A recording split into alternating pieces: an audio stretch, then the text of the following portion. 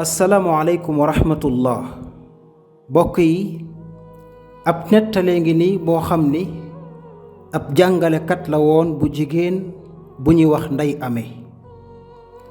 mbokk yi ci biir nettali bi nag dana am ay baati wolof yu xóot yu ci nekk waaye incha allah mënees na ko leeral ci biir wax ji ba mu tolloog sunu dégg-dégg kon ñun ñépp nañu bokk bàyyi ko xel ndax mel na ni am na solo.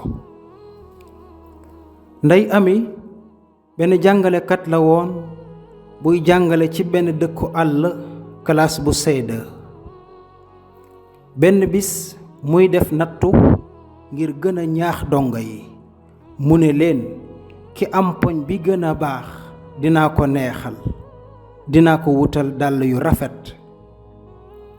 nattu mooy exercice wala devoir, poñ mooy point, maanaam meilleure note ku ko am danaa ko neexal. donga yi def nattu bi mu koy beqi mu gis ni donga yépp a kiilu ci nattu bi. beqi mooy corriger, kiilu mooy maanaam ñépp a tolloo, kenn rawul sa morom. mu noppi jaajëfal donga yépp waaye am xelam jaxasoo, xamul ku muy jox neexal bi. mu laaj donga yi nu mu war a def. donga yi ne ko madame nanu ko tegoo bant, maanaam nañ ko bantale. moom jàngalekat bii di Ndey Ame ànd ci mu ne leen na ku nekk bind turam ci kayit wu ndaw def ko ci boyet bee ca kaw cempeteng ba.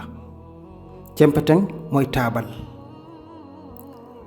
donga yi yépp bind seenu tur ci aw kayit def ko ca boyet ba ca kaw cempeteng ba. soxna si woo benn ndongo lu ndaw ngir mu tànn wenn kayit. yàlla dogal am benn dongo bu tudd Anita Jaañ génn. moromam yépp di ko tàccu. Anita bég lool ndeysaan ndax dafa soxla dàll yi lool. Anita ci njaboot gu ñàkk la bokk. baayam dafa def gaagande ba jële ca laago. gaagande mooy accident. yaayam dafay fóot ñu koy fay. dafay liggéey ba sonn ngir am njël, maanaam ngir am lu mu joxe dépense. Anita ñaari patti dàll rekk la am daaw ba ren moom rekk lay sol. Anita Jaañ jël kàddu di gërëm moromam yi ndeysaan bay jooy. Ndey Ame di jàngalekat bi ñibbi këram di nettali jëkkëram xew-xew bi.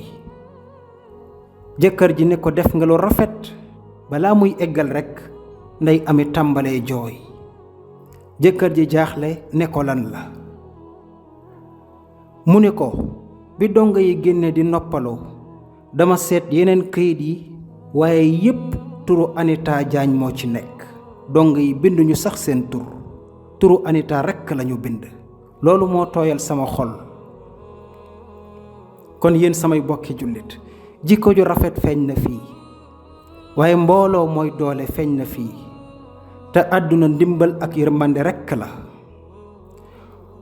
dongo yii kat booloo nañ ba dimbale Anita Jaañ ci ndimbal lu mu soxla lool te Anita yëgul ni sax dañoo booloo ngir dimbale ko, kon dimbale nañ ko ci sutura.